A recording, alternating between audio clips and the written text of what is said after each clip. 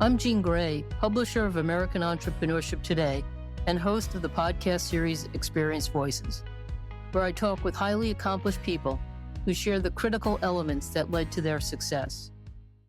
Our guest today on Experience Voices is Byron Bennett, a serial entrepreneur with a great story.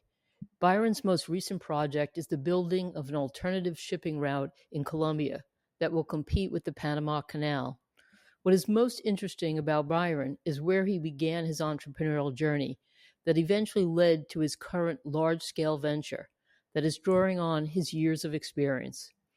In our discussion, he covers a lot, the highs and the lows, mentoring, business plans, while also sharing the challenges he faced that have kept him totally passionate about being an entrepreneur.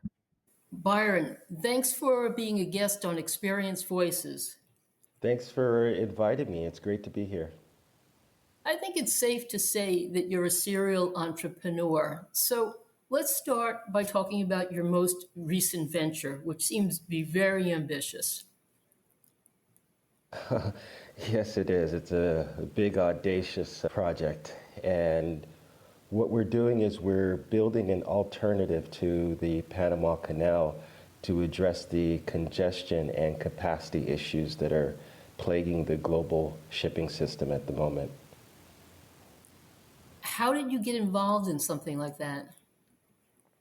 Well, that's an interesting story. My wife is from Colombia, and when she wanted to go back to Colombia 5 years ago, I started looking at what I can do in Colombia. In the back of my mind, I've always thought about using this maglev launcher that NASA put out a concept for about 25 years or so ago to build a shuttle system for the Caribbean. So when I focused on this, I started thinking about how it could be done. I quickly realized that we had to go underground because it was an internationally protected rainforest. And I realized that we needed speed and we needed efficiency to unload these large cargo ships and to transfer the containers across efficiently. And we wanted them sorted individually so that we can put them onto more direct-to-destination ships. So I thought of using maglev to facilitate this. So that was the genesis of this project. Did you write a business plan? That is one of the most fundamental questions all aspiring entrepreneurs are told to do. But you've done a few ventures. So do you go back to the fundamentals of writing a business plan? Absolutely. But it quickly went out the window. Well, most of them do, but you still have to write one. As a serial entrepreneur yourself, you know that you make your plan, but then you have to deal with the real world. And 75% or so of what you deal with every day is not what you thought you were going to be dealing with that day. So built a business plan, and the plan was for executing the actual business. But it's taken us years to get to a point where we can actually execute the business and the business plan. Well, it's often typical with some really ambitious or visionary types of startups is that it takes years just to get to the very first important step. So, what do you think accelerated the process? Or what pulled together that sort of gelled it to then accelerate? COVID. We started prior to COVID when people really didn't understand the efficiencies and the congestion in our global shipping system. Then COVID highlighted all of the congestion off of all of the ports. Now fast forward a couple years and we now have drought at the Panama Canal and war at the Suez, etc., that are creating blockages within our system. And COVID didn't reduce capacity to transfer containers across the Panama Canal, but the drought did. So COVID really accelerated people's understanding of the problem, and the recent droughts have just brought it front and center so that people are looking for solutions. Now you have solutions being proposed in Mexico, Panama, Costa Rica, Colombia. Who did you sort of vet the idea with, or have you partners who are bringing additional knowledge into the startup? Yes, the first person I vetted the idea with was actually my father-in-law, Roberto Espriella. He was in charge of tunnel and pipeline construction for the Colombian state oil company, Ecopetrol. So he's one of the foremost tunneling engineers in the country. And when I ran the idea by him, he loved it. Colombia never really liked the fact that Panama was taken from them. And they've always wanted their own canal. Various options have been proposed over the years, but they've been blocked for environmental reasons, political reasons, or Panama didn't want the competition. But environmental is probably the largest and most important, because you're talking about an internationally protected rainforest and putting a canal through it. It's just not appealing. It's just not something that people really want. Give you an example, 80% of the world's bird population is represented in this 1% of landmass. When you did your plan, so you're talking about, the environmental repercussions of this, but also something like this requires really significant funding. So where or how did you think out the approach to find the financing?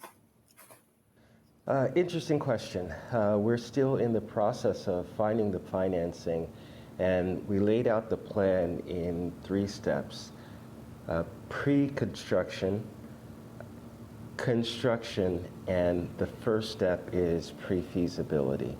So in pre-feasibility, you need to just submit all the documents to the government and all of your initial analysis. This is all before you do any work. This is all before you go into the ground at all.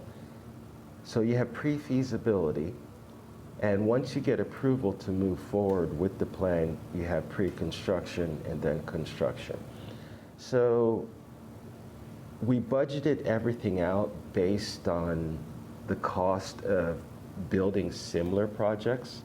We used a lot of numbers from the Crossrails project in England, the tunnel and expansion of lines that they did underneath London, to create our models.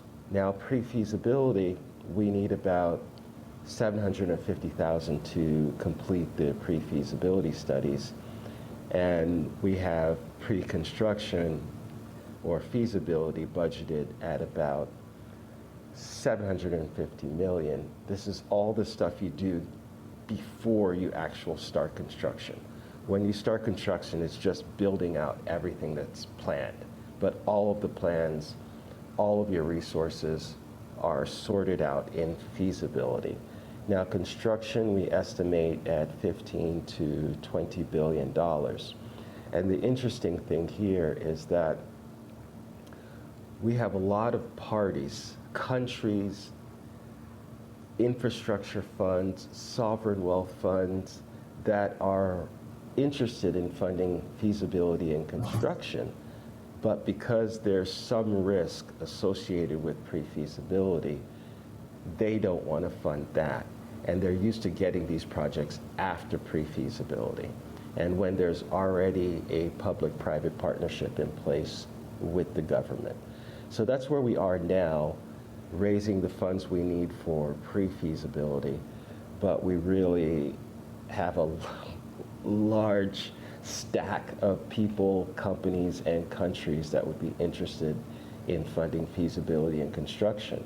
because over 150 countries utilize the Panama Canal, and they're all being affected by the blockages in our global shipping system and the drought at the canal itself. For example, 15% of retail prices is transportation. Now, those that can't go through the Panama Canal have to go longer routes, like through the Suez or around the Horn of Africa. But with the Suez blocked and having to go around the Horn of Africa increases transportation costs by about 50%. So these problems are driving inflation and creating inefficiencies and in general making, like for example, the US economy less competitive. I can only imagine where you're taking on a project of this size that it really comes down to being connected and having great people skills, in addition to the many years you've been an entrepreneur. So share a little bit about why you became an entrepreneur or how you became an entrepreneur that put you on this pathway. Certainly. I was an Air Force brat. And after sophomore year in high school, while I was living in Germany, my mom thought it would be a good idea for me to finish high school in the US so that I can get into a good college. So I moved back to Philadelphia and I was living with my grandparents in West Philadelphia.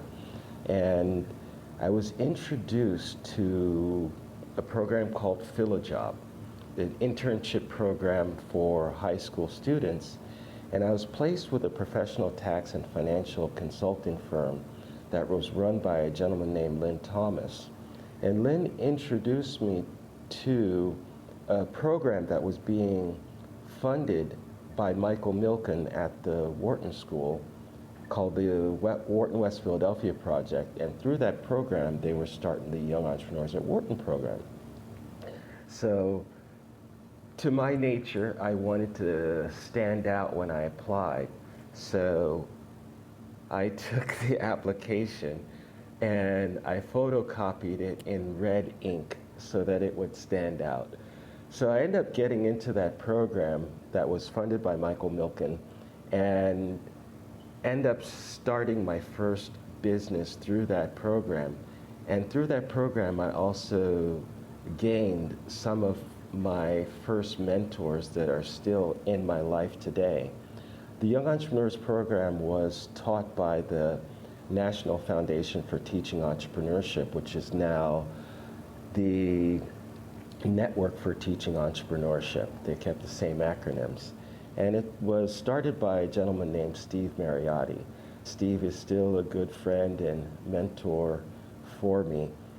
And after that summer program, I was next introduced to the Pennsylvania Governor's School for Business program, which was also at the Wharton School. And of course, after those two programs, I ended up getting recommendations from several of the deans and from Michael Milken to attend the Wharton School itself. So that's how I got my start in entrepreneurship.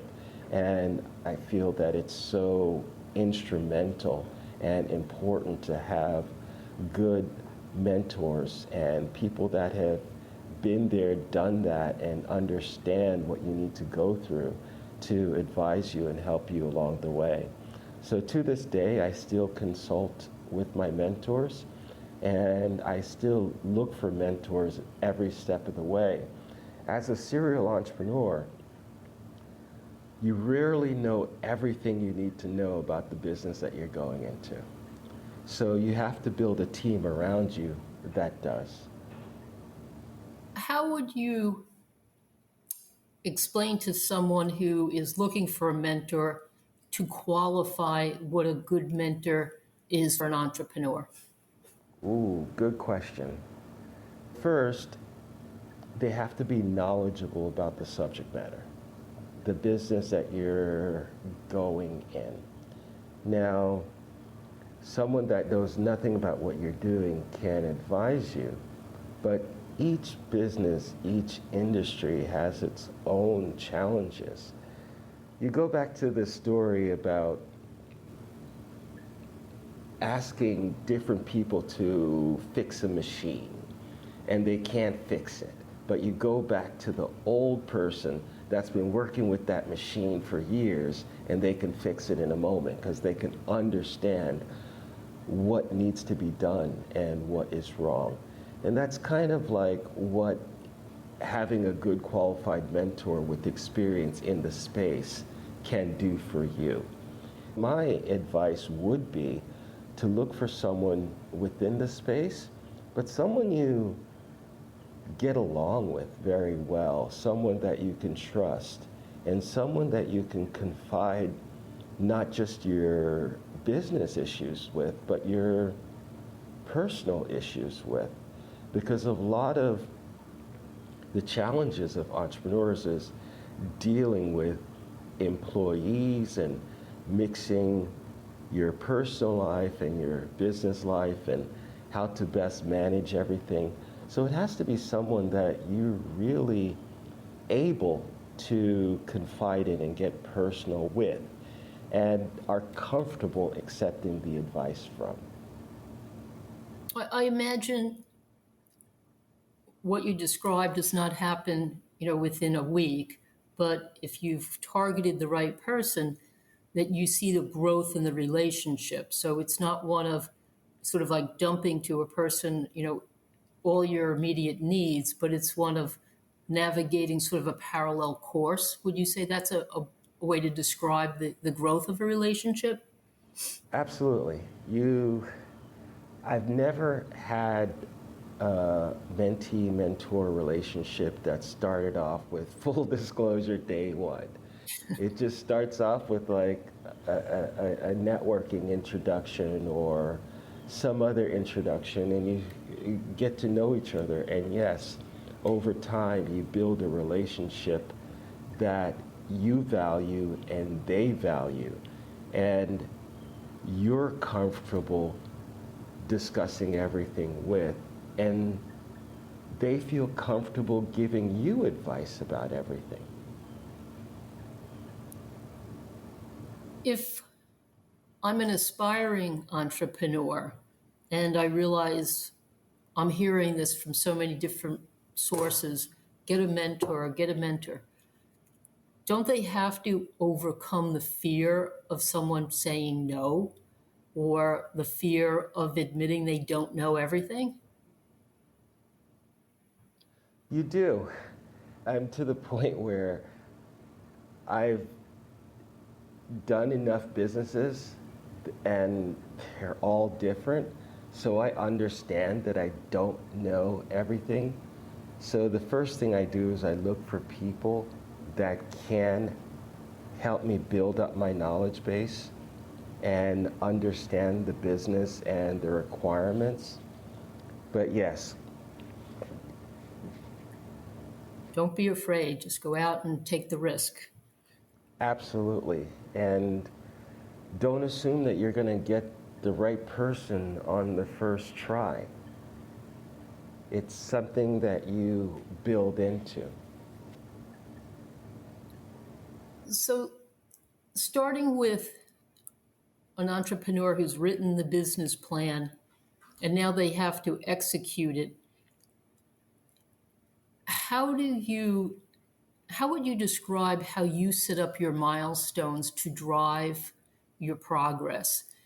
Because when you're at the very beginning, it's even though you have a written plan, it's all unproven and it's often very disjointed.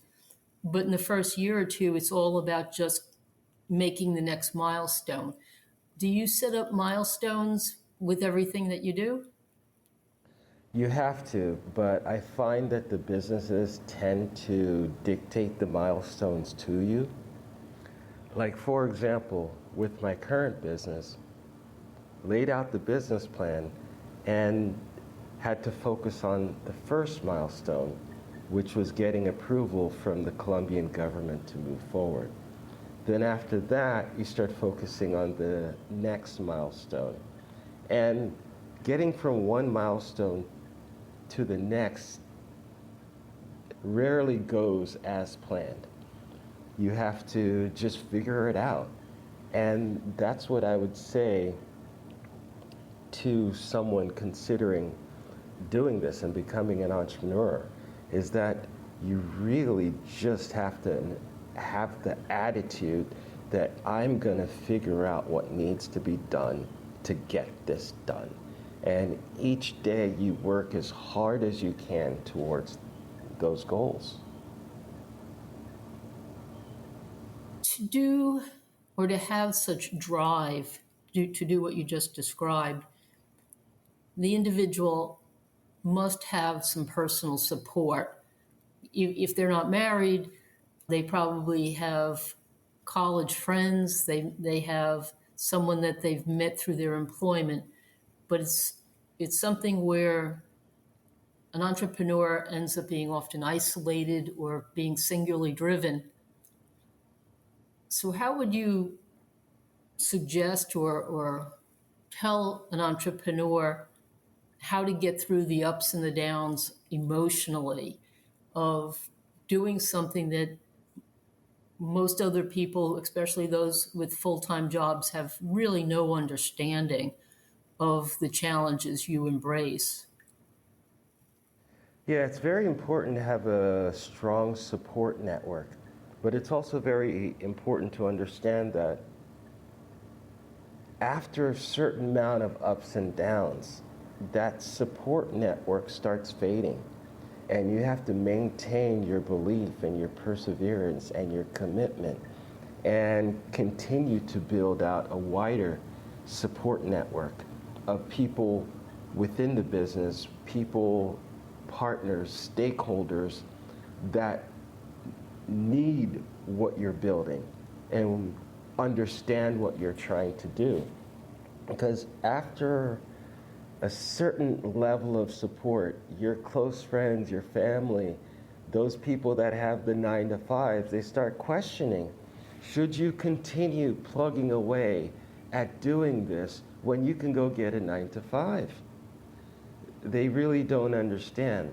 But the thing about entrepreneurship, and I mentioned this in a recent post on LinkedIn, is you can't be half in. You can't be 98% in or 99% in. You have to be 100% committed to what you're trying to do until you're certain that you can't do it or it's not going to work out. But if it needs to be done and you committed to it in the first place, it's because you were 100% certain that you wanted to do it or it needed to be done. But if that was the case, you have to maintain your focus and your drive and your commitment until you get the job done. Well, I would imagine someone who's aspiring to be an entrepreneur for the first time, and this is questions that are posed to panels, are, have you done something in the past that proves to you that you can overcome challenges? Because that's all entrepreneurship turns out to be, is one problem-solving challenge after another. A person without that skill set, I think, would face adversity very quickly. Would you say to someone who's writing that very first business plan, hey, did you work your way through college? Did you pay for your college? Did you take on some challenge that you even failed at, but you took it? Does that make sense? It does make sense. It's just, I kind of believe that you just have to jump in and try. And that's how you start building your experience level and your understanding of entrepreneurship and what you need to do. If you have like for example, I'm a zero generation American, and I see this as the land of opportunity, and I work extremely hard, and I've always had a work hard mentality. But if anything, yes, that helps, but what really helps is just jumping in and getting your feet wet and having that first failure and figure out what you need to do and what's right for you. So that attitude and that willingness to just try is probably what you need. And then everything else you will learn as you go. I imagine that's why the business plan has become such a foundational tool, Byron, is that, most startups fail. So preparation, I think that's the expression, success is based on your preparation or vice versa, is getting that business plan in place. So just kind of taking this one step forward is, what do you think a first-time entrepreneur, thinking about even for yourself, is a common mistake by a first-time entrepreneur that they should look out for, they should be wary of? I would say be wary of thinking that you know what you need to know before you go into the business. With the business plan, you're taking information and data from past and making projections and laying out a plan. But then you have to deal with the real world. Then you have to deal with bureaucracy if it's getting a license. Then you have to deal with competitors. Then you have to deal with people and attitudes and personal situations.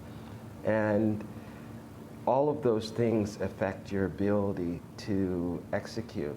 So I would say just try and go into it understanding that you're gonna have to learn along the way, that you're gonna have to figure it out along the way. Don't assume that the plan is the Bible. When you often hear stories of investors or venture capitalists tossing a business plan or just slashing projections in half, etc.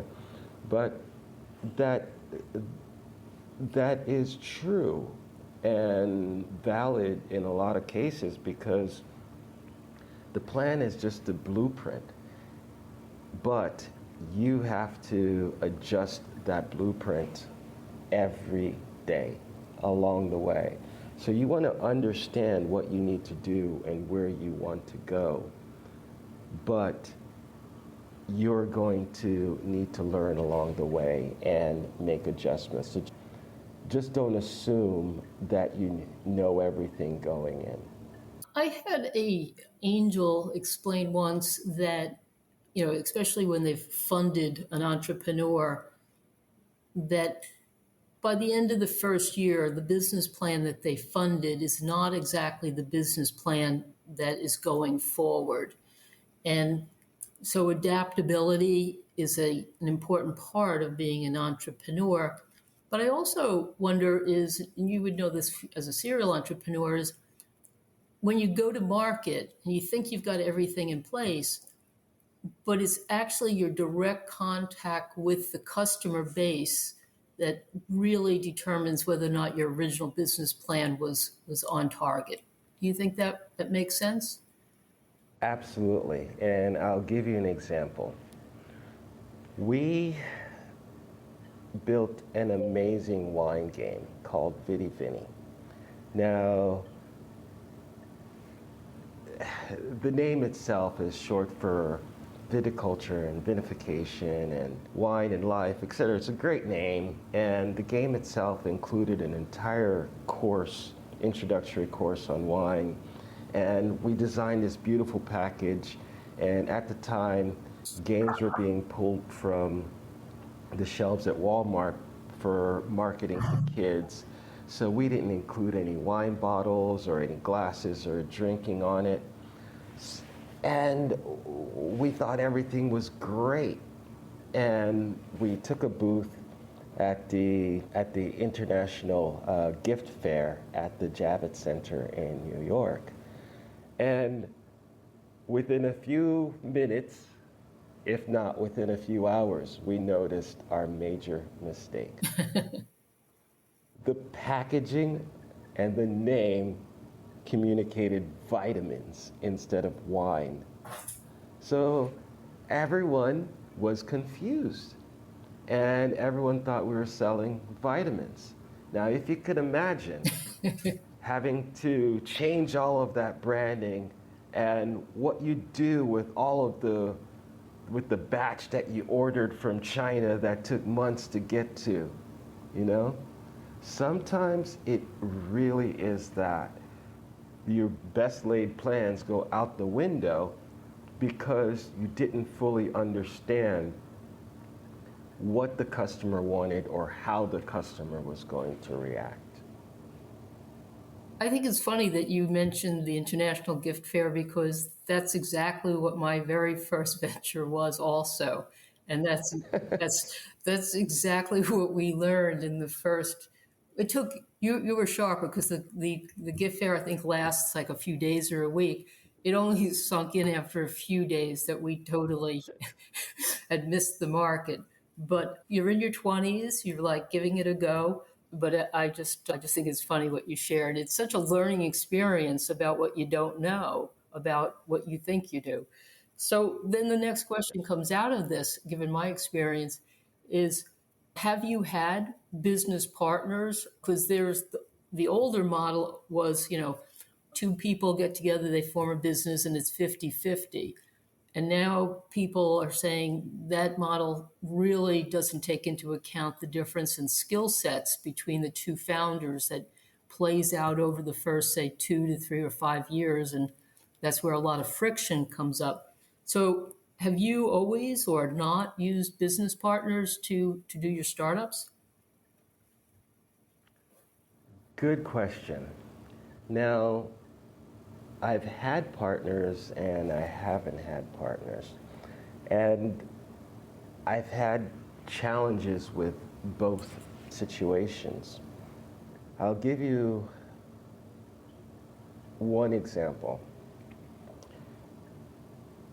I built a luxury wine store in the East Village of Manhattan.